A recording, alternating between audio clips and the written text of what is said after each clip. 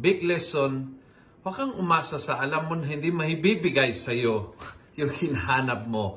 Bakit pupunta ka sa damo para hanap ng bunga, ng prutas ng kakainin mo? Hahanapin mo yung igos sa damo? Hindi, di ba? Sa puno ng igos ka pupunta.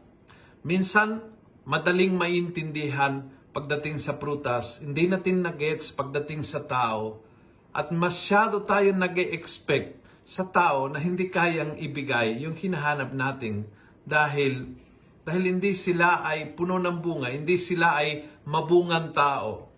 So huwag mong hanapin yung kapayapaan sa tao na alam mo magulo. Tanggapin mo yan. And then move on with your life. At hahanapin mo sa tao na may bibigay ang bunga na hinahanap mo. Maraming beses tayo ay nakatayo sa harap ng isang tao